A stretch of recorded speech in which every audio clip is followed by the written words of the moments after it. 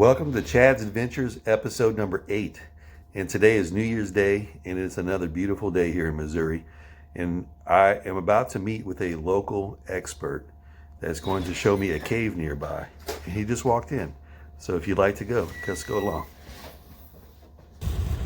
All right, well, here's Kinney, our local expert, who is going to take us to the cave. We're going to ride in this old mule right here. So let's take a ride.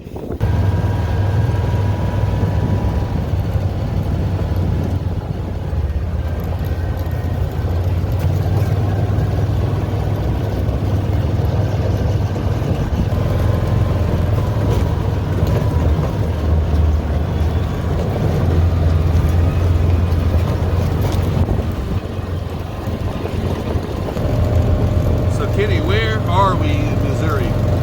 Osceola, Missouri. Osceola. Alright. We're going down to the lake right now. Right outside of Osceola. Truman Lake. Truman Lake, which is a man-made lake, right? It is. You want a picture or a video of that?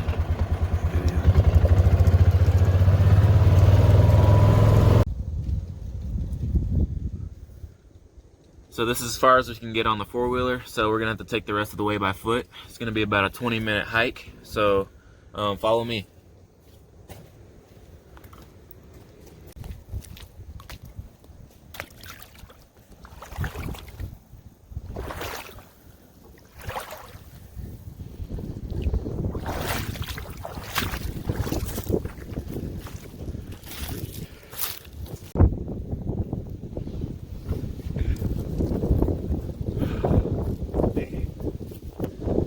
Leaks.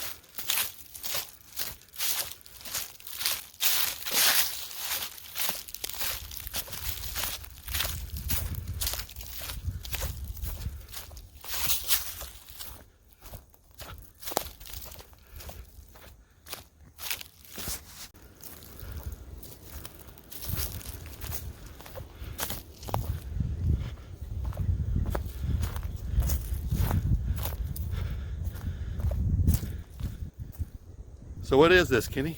This is an old rock quarry from, I don't know what year exactly, but the Corps of Engineers used to come in here and blast out rock. So this is like a huge, like a deep water pond. It's probably, I don't know how many feet, probably at least 60 to 80 feet right there in the middle. So I don't know exactly what they use it for, but it's just a huge hole. It does have fish in it though. So Truman Reservoir right here was built in the 1950s, and they built Harry S. Truman Dam not far from here, and it caused a series of man-made lakes, which this is one of them. And part of the town of Osceola was right here in this area, but then it was taken up by the lake, so they lost that part of the town. All right, I'm going to show you more of that old rock quarry. So you can see it from a different angle. It is really kind of impressive. There it is. So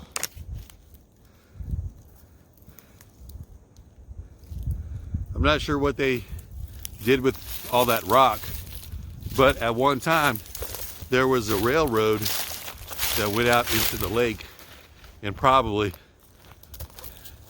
at some time would have, maybe they took that rock and used it to make these islands, or this railroad bed out there. So we're walking along this trail, and Kinney just pointed something out to me, but I think he's bluffing. So Kinney, why don't you tell us what you're talking about? I promise I'm not bluffing. That is a bluff. That's an actual bluff. That is a real bluff. I thought he's bluffing, but he's telling the truth. At least 85, 90, that's close to 100 feet probably. So how do you think that bluff is? I would have to roughly estimate about 97.65 feet. That's a pretty rough guess. That's pretty rough.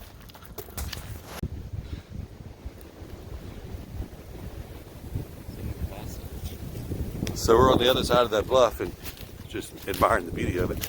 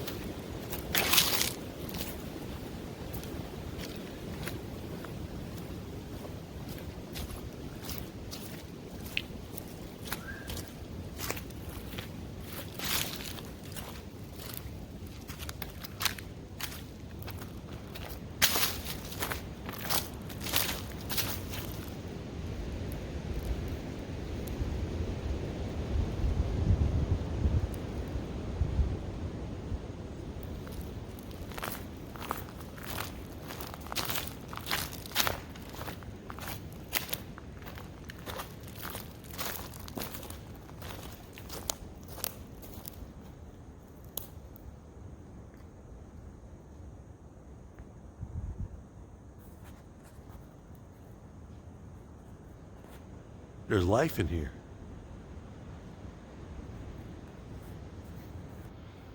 So that was a gunshot.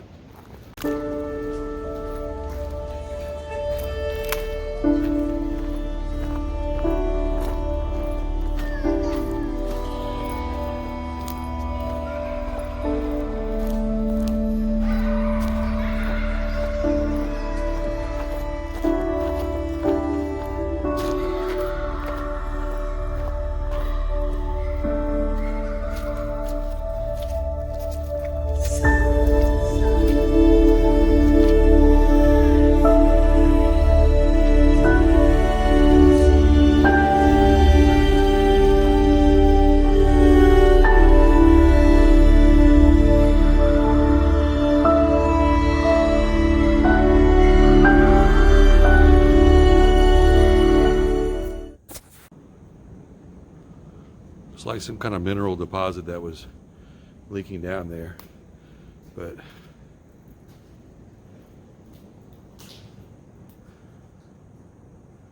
show you how big this cave is. Look at Kinney right there.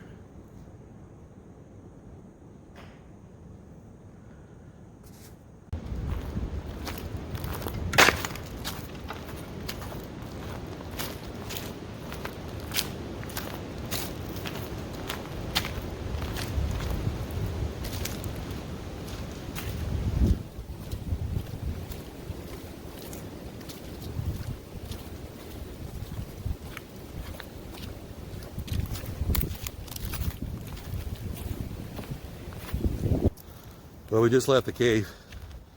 It was a lot better than I expected it to be. Oh yeah, it was awesome. It was bigger. And Kenny's been living in this area for a long time. And we were just discussing how when you live somewhere, you take things for granted. So when he showed it to me just now, to him it's no big deal because he's been here for all his life. But you take things for granted whenever you're around something all the time. So it's just a reminder to look around you, see the great and beautiful things that you have at your disposal. Take advantage of it. Right, Kitty? Yes, that is correct. What are you thinking about? I don't know. How we're going to get on top of that bluff? Yeah. Yeah, we're going to go on top of that bluff. We're trying to figure out how to get there. Is it recording? Yep.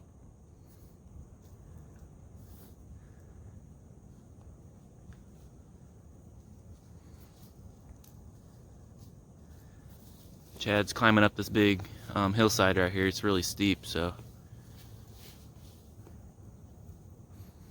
Gotta make sure you have a contact. I'll be filming my death here in a second.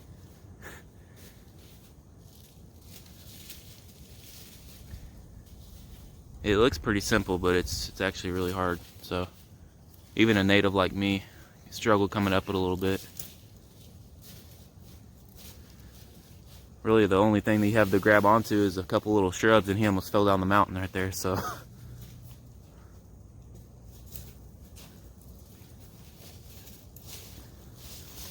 there's all kinds of roots and stuff you have to hold on to, or you're gonna be back flipping off the mountain. For a guy from Louisiana where there's really no terrain down there, he's doing a great job. So, and he is about 15 feet from Look at this rock. about 15 feet from safety, and he's already collecting rocks again. So, and here you go.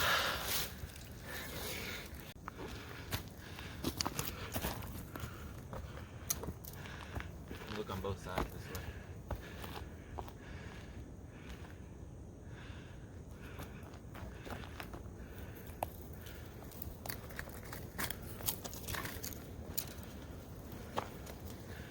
About a 90-foot drop down here.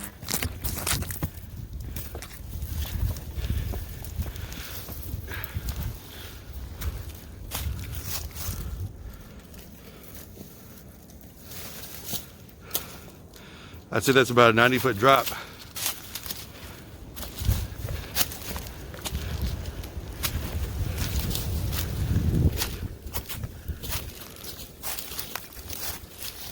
Want to go off the high dive into the rock?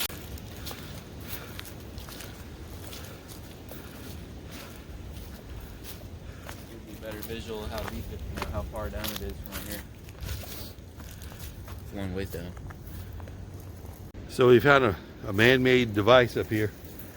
It's had this cement fixture, and it looks like they probably would put rocks in here, the big rocks, and then the small ones would go into the shaft and shoot down out the bottom into this area down here.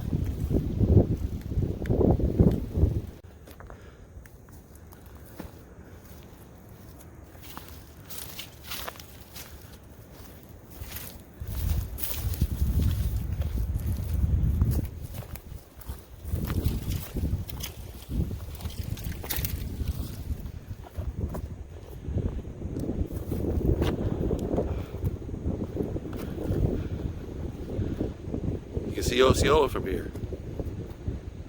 There it is. So, I know yesterday I talked about the Kansas Jayhawkers who sacked Osceola, Missouri in 1861. And since Kinney is a local Missourian, I want to ask him what he thinks about the Kansas Jayhawks. I do not think highly of them whatsoever. Anytime someone that is a Jayhawker from the University of Kansas or Lawrence, Kansas, comes driving through O-Town, I just want to let you know you're not welcome here. Now Wildcats and Shockers, you guys are welcome more than anyone. We love you guys. But Jayhawkers, just move on through. And you don't need Osceola cheese either. Jayhawkers have bad blood in this area for a very good reason, as you know. Well, we're walking back down to the mule. We've seen everything we're going to see here. So we saw the cave. We climbed up to the bluff. Almost killed myself falling down. So if that would have happened, this would have been my final adventure. Just saying, you never know when that's going to happen. And one day I will film my final adventure. So we're going to head back to town. We're going to sign off for this episode of Chad's Adventures. See you next time. See you later, guys.